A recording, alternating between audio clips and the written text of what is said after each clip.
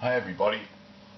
I've been planning to do a video on talking about this Joseph Atwill thing. If you haven't heard about this yet, basically Joseph Atwill has apparently concluded that Jesus didn't exist, not even in an historical sense. Blah blah blah. It's another sort of addition to this whole Christ myth theory thing. It's probably bollocks, from what I've seen of it. Obviously, various less sceptical atheists, less rational atheists in the online community are going overjoyed at this news, which is actually kind of irrelevant anyway. But I'm a bit more on the sceptical side of things.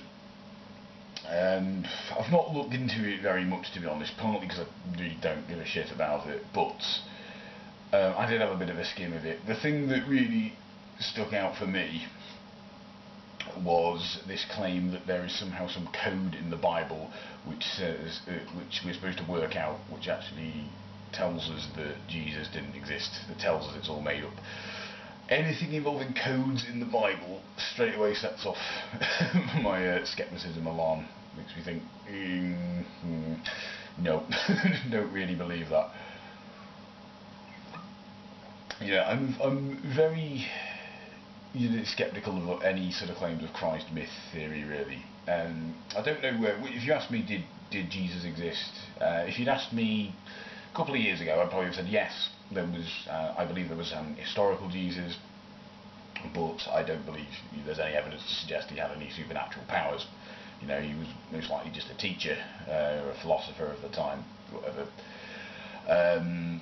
Since then, however, I have heard certain cases that Jesus never existed from certain people.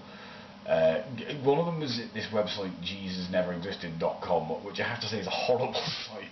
It's just so horribly laid out. So I've had a bit of a look at their site, but I really thought it's laid out like this horrible old style blog site where every other word is linked to some other site, and supposedly you're supposed to read through all this and click on every word, go read what it says about that word, come back to the blog, read it, there's another word with a link, click on that, go and read that and keep doing that. I don't know why anyone who writes blogs like that expects anyone to do that. But I think it's just one of those horrible websites. I just can't. It gives me a headache using it. But okay, then there's people like Richard Carrier, who is a professor of ancient history. Now this makes me think, oh right, okay, you're a professor of ancient history, okay, and he believes Jesus never existed. So that, you know, has made me okay. I'm a bit more open to this possibility. But the majority of historians, as far as I'm aware, do assert there was an historical Jesus, if not a theological one. So I tend to sort of think, well, these are the people in the know. I tend to think that's probably the safest assumption to go with at the moment. You know, I'm not an historian, I'm not going to start questioning people like that. I will admit that the fact that there are historians who are saying he never existed lends a little more credence to the notion, you know, but that's not to say that's suddenly what I'm going to start believing. I mean, really, it doesn't matter to me whether he did or didn't, because if he did, he was just a man, wasn't he? He wasn't the son of God. I'm an atheist, so I don't believe there was a God, so I don't believe he was the son of a God, or a God incarnate, or anything like that. So, yeah, but this Atwill thing is probably bollocks.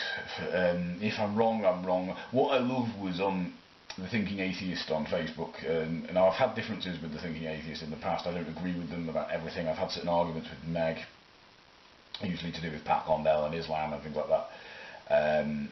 But to be fair play to him, Seth did post that people should hold their horses on this one and not get too carried away with this thing until it's been examined a bit more. There's a number of people, I think even Richard Carrier doesn't agree with it. And what I loved was one guy actually said, well, just because we can't prove that, you know, that it's wrong doesn't, you know, that it's right doesn't mean it's necessarily wrong. I was thinking, congratulations on using one of the most tiresome arguments theists use to try and keep God in play. Try and keep God on the table. You know, yeah, oh, just can't prove it's not true. Yeah, of course the burden of proof lies with the people who are saying it is true. These are the people who have to prove it, not everyone else. But yeah, if anyone's got any thoughts on that, share them below.